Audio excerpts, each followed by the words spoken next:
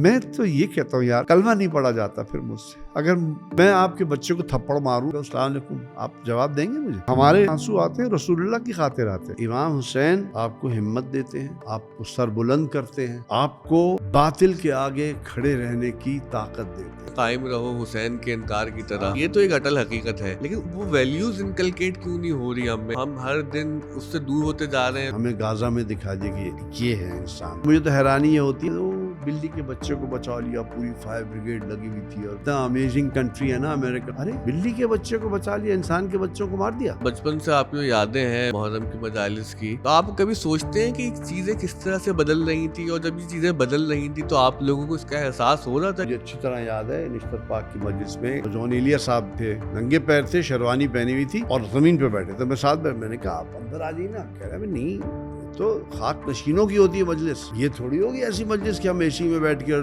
कुर्सियों पे बैठ के सुने।